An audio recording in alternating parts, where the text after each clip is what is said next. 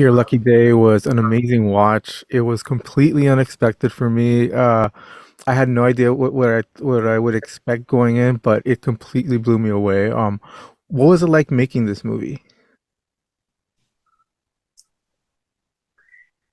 You feel that, Dan. Jessica? um, it was, me and Dan kind of joke about how I joke a little bit with some truth about how I don't remember filming a lot of it because we shot it in 16 mostly night shoots, so it was a very quick shoot, a very intense shoot. um, didn't have a ton of money or time to do this film, and we just all had to wear different hats and do multiple jobs in order to get this done. And filming this movie was just like running, I don't know, it was just like sprinting every day. It was very intense both emotionally and physically. I think when we wrapped right before Christmas break, I slept for 2 weeks straight because you have just so much adrenaline pumping to get you through and to do the best that you can do, that when that adrenaline is finally like capped, when it's a wrap and they call a wrap on your character and a wrap on the film, you just crash and collapse. And it was just an adrenaline rush of a whirlwind of all kinds of emotions and feelings What was it like for from me. your perspective, Daniel? Exhausting, I guess, is like it was just exhausting. It was I basically part of 16 days, but also I had only less than a month to prep for it, and then Wow. it's like having Thanksgiving in the middle of that. So for me, it was just this incredibly rushed experience, and it was really busy in LA that December, because everyone's trying to shoot right before Christmas. So it was just sort of hard to crew, hard to get things done. Like really, I mean, we would shoot at night, and I would be working on building the set in the daytime. It was just sort of, it was kind of nonstop for 24 hours a day. I was exceptionally exhausted. I had a kidney stone. It was a rough shoot for me on just the basic physical aspect of staying on my feet. But other than that, it was a wonderful experience. So just sort of, that's how I remember it. And I got home. I got a plane back home and collapsed. That sounds like an interesting shoot to say the least. To go with what Jessica was saying, this movie is intense, but at the same time, after you get the adrenaline from the action, you have the moral dilemmas that are going on that I'm sure also cause a lot of emotion to come out. How did you guys prepare for that? How did you direct your actors to have these uh, discussions in their head? Like you could tell that there's a lot going on behind everything that they're doing. And Jessica, how did you prepare to play such a demanding role? Dan, should I let you take the how do you direct actors, and then I'll follow up? Yeah, Yeah. let's hear from you. You're more Um, interesting. how did I prepare for this? So as Dan had mentioned, not he only had about a month to prep, and I maybe had, I don't know, a week or a week and a half. And this was like holidays, Thanksgiving was happening, and traveling was happening. So not a ton of time. So it was quite the I had such the pleasure of like getting to experience myself as an actor who relied a lot of on instinct and a lot on in the moment, and just having to use that adrenaline, use that anxiety, use the pressure of time on this film as an advantage, because there was not a lot of time to prep. So the pressure cooker situation of filming this film really helped create that for me as an actor. I think one of the things that I did do my best to prep was the physicality of being pregnant. That's not something I have experienced in my life yet, and so I really wanted to make sure I got that right, because it would be, very painful if we had audience sitting in that theater and they didn't believe that I was pregnant. It's kind of like shit from the get-go then. So it's very important for me to make that real, and for those who have had that lived experience, buy into it. So a lot of my prep was kind of playing with wearing the belly and how I would move with the belly and how I would sit or stand or, you know, what my body would feel like. And you know, keeping that is important to the preparation, but I kept it in the background because so much in this movie is physical beyond the belly. It's a very physical movie for me. And at some point, being pregnant is no longer the most physical thing about this character, shockingly. It moves into like this fight for life or death. And so a lot of my prep was just balancing the physicality of those two things. Wow. Daniel, what was it like to direct them, do this cast? I mean, well, I mean, one part of it was I had written the script, so I knew the characters pretty well, and I was more, but I'm also very interested in what people bring to it and what they have to say or what it makes them think about. So, like, I'd love to be a part of that as much as possible and kind of hopefully give space for actors to feel like they can kind of live it a little bit more than just. I know the words; it's easy to sort of just recite that, but hopefully, if they're finding a personal connection that we can kind of exploit or look into, or if you would say it differently, I was very trying to be as open to that as humanly possible because I feel like that ownership, if everyone feels it, I think it comes across on screen, and they feel more. Everyone feels like they're more in charge of like what their character is, and that was one of the things that I was really excited about with Angus was this character in the script was like a little more of like a motor mouth kind of character, and then Angus just has like a very calming kind of different energy. And so one of the things that I was most excited about was like with Angus, we could slow this down a little bit, and I can rely on what he does really well and sort of use how much he can convey with his eyes and how serious and real this will feel when he's playing it. So like I fun to kind of lean into that stuff. Moose's dad owned a store, as scripted.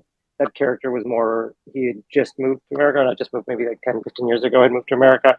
Moose's dad actually had a store, so we were able to be like, well, let's change this character to be a little more like who you are, you know, and sort of embrace what everybody had to offer, and kind of live it a little bit more.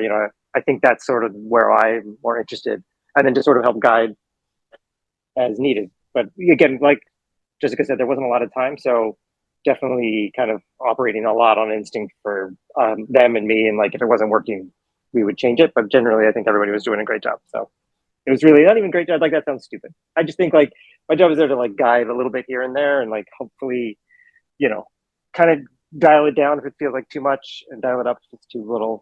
Find like that right zone. But thankfully, it is such an intense thing, and we were kind of living it as long with the characters. We're shooting nights, we're shooting in a cramped space. We don't have a lot of money, we don't have a lot of time. So like there's a high stakes environment already with the production kind of, and just sort of kind of falls out from that. Awesome. And the diversity in the cast, was that always planned, or is that something that came when you started casting? That was always planned. That was always planned. And that was a big thing for me too, with the scripts and even in the short that was there. And I wanted to do more of it if I was to make a feature. I felt like that was an important part of the story. I grew up in Reno, and I grew up in Hawaii, and I think diversity, the race of everybody, really like in Hawaii, it's in everyone's face. You talk about it all the time, you know. So I think that was just something that I felt was, just sort of what that feels like. In America, everyone has these different backgrounds. We're all different races. Like when you go to other countries, you see how much America is this. I don't want to say melting pot, but like I guess I can't think of a better term for it. But there is like, oh, everyone's here. Like it's such a different, diverse culture. I'm in Koreatown right now, and it's just like that's something you don't get in other countries, I think. So like to be able to embrace that and sort of talk about the American dream as it affects all these different backgrounds is really important. And I didn't want to make the movie that wasn't inside it.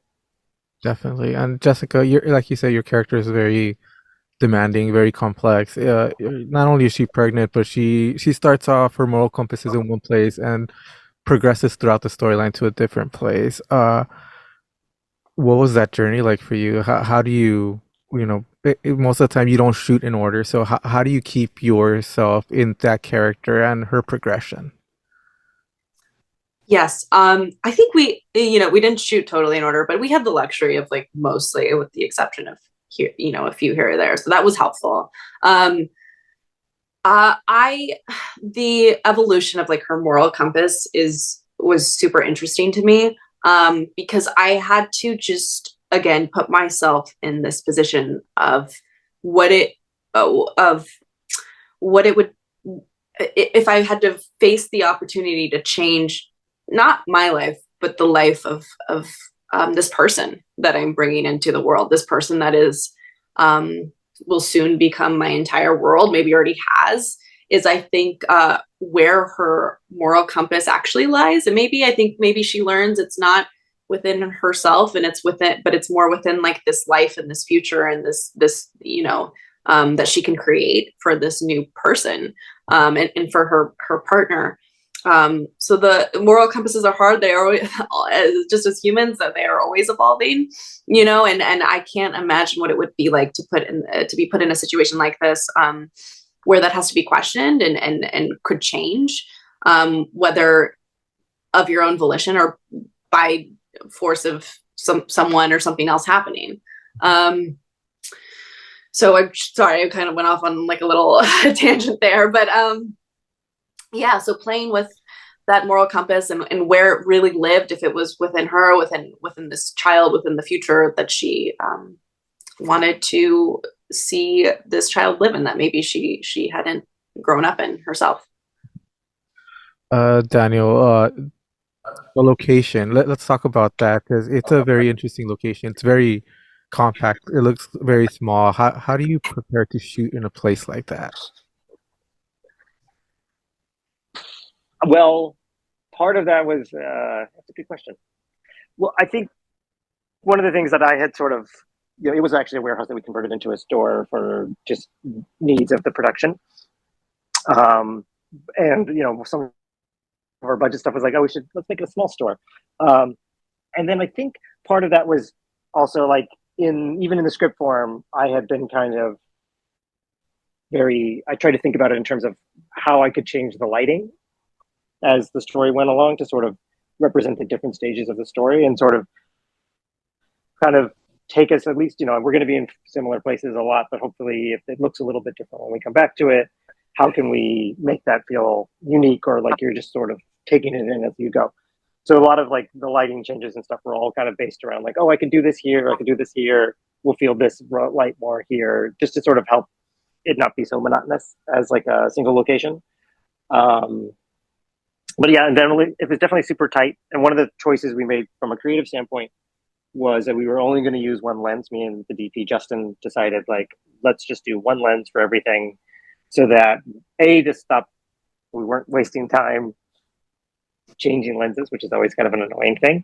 And then also like, the lens we chose was like, if we want to get closer to somebody, we have to move in. If we want to get this kind of shot, we have to go there for it. So it was, and we couldn't get any wider than certain things. So I think it just sort of brought like a natural limitation of the store to life. And, the goal was just to generally embrace that as much as possible, and not cheat too much. We did cut a hole in the wall for the bathroom to get us our shot in there. But other than that, like everything else is, just being true to life to the location. These choices seem like it makes the shooting process very intimate. Did that help you to create this like very vulnerable character that you did, Jessica? Yeah, I guess so. It is a very intimate filming experience. It was just a very small cast, very small crew. And the warehouse that that was converted into a convenience store was small, but it was, I guess so. I guess the feeling of like, it all caving in or coming in was helpful to me as an actor. And again, I would say it was like a pressure cooker of a situation. Awesome. Well, congratulations to both of you. This is an amazing film, and I can't wait to watch it with an audience. Yeah, thank you. Thank you.